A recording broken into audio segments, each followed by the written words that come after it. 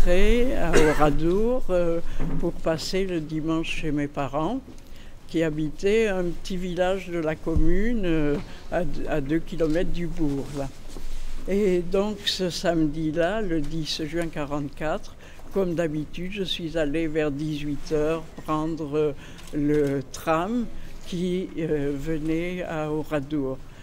Et avant d'arriver à Oradour, déjà sur la hauteur, au dernier virage, de l'autre côté de la Glane, sur l'autre hauteur, il y avait l'église en flammes. Alors c'était très impressionnant.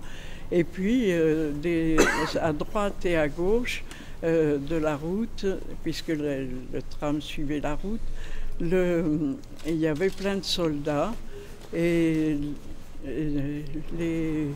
ils ont arrêté, stoppé le tramway. Donc à la hauteur, là où il y a actuellement une zone, une station d'essence, une zone. Et donc là, bon, le tramway était arrêté, on ne savait pas si on pouvait descendre, ce qu'on pouvait faire. Et bon,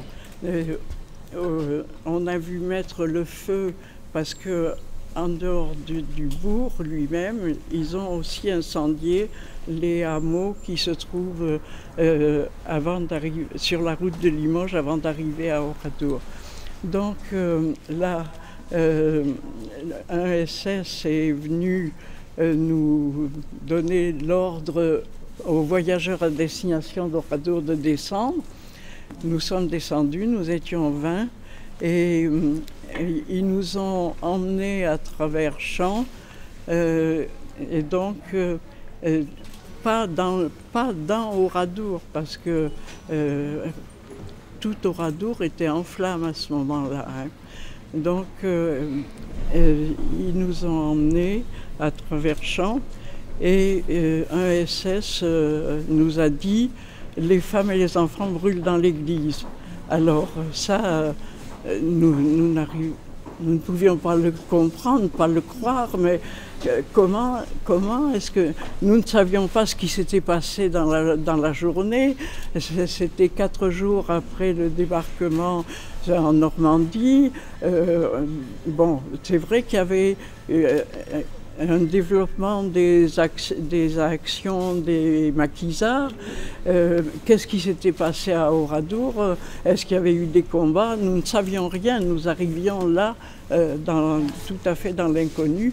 Et cette déclaration, les femmes et les enfants brûlent dans l'église, mais ça paraissait complètement dément et incroyable, impensable, quoi.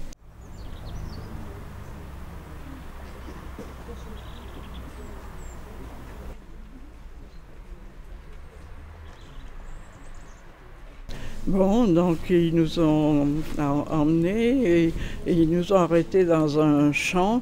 Il y a un groupe qui nous gardait, un peu plus loin il y avait un groupe qui creusait le sol. À un moment il y a un de ceux qui creusaient qui vient vers nous, nous compte et revient. Alors déjà c'était pas très rassurant. Et celui qui nous avait dit « les femmes et les enfants brûlent dans l'église », à un moment, il vient et puis il nous dit « Ah, vous avez peur, mais de toute façon, il n'y a plus personne de vivant dans Oradour. » Et alors, donc, dès ce moment-là, enfin, dès l'accomplissement du crime, ils ont essayé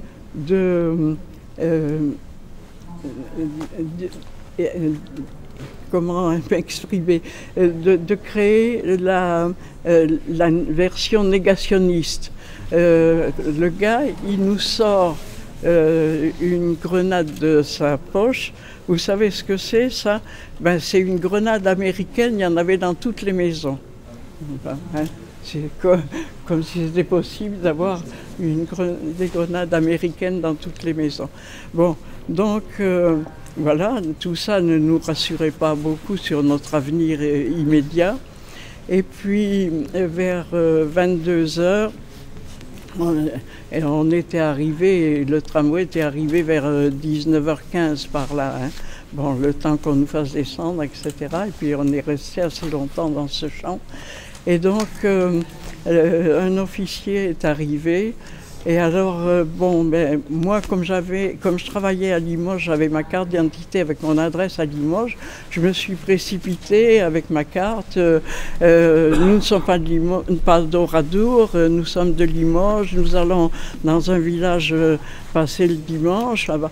Je ne sais pas si quelqu'un lui a traduit, je ne sais pas s'il a compris, je ne sais pas si sa mission était terminée, mais enfin, toute la journée, ils ont assassiné tous les gens qui ont essayé d'entrer dans Oradour.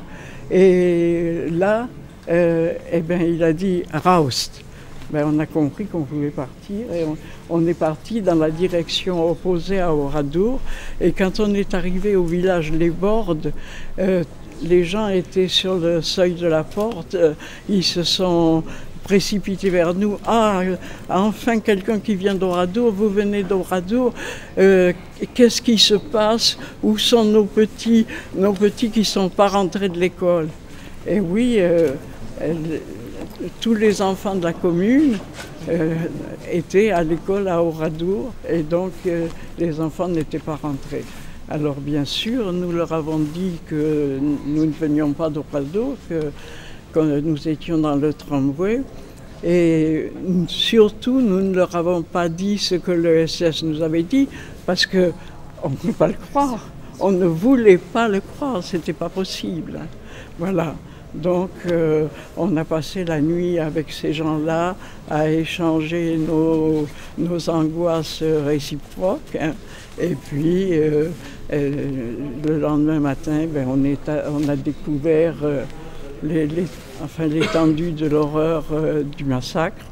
Et dans ce massacre, moi j'ai perdu de très nombreux membres de ma famille, mon père, mon grand-père, des oncles, des tantes, des cousins plus ou moins proches, parce que ma famille paternelle était depuis plusieurs générations à Oradour.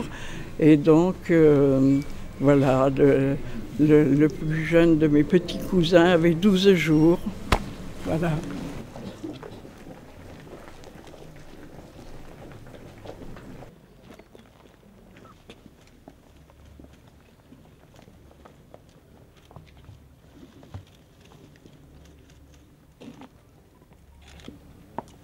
C'était important qu'à l'occasion des 120 ans, de notre réunion à Limoges, on vienne ici, à Oradour, dans ce lieu de mémoire, ce lieu qui montre avec force, émotion, la barbarie nazie. Ce devoir de mémoire, c'est aussi le patrimoine de la CGT, de continuer à porter ce qui s'est passé pendant la Deuxième Guerre mondiale. Donc oui, c'était nécessaire qu'on soit là, en plus avec une personne qui a vécu cet épisode dramatique, Camille, ce nom. Donc je pense que c'était essentiel que la direction confédérale soit présente ici. Et on ne ressort pas pareil après cette visite. On a un autre état d'esprit, on est évidemment très ému, mais en même temps révolté par ce qui s'est passé ici.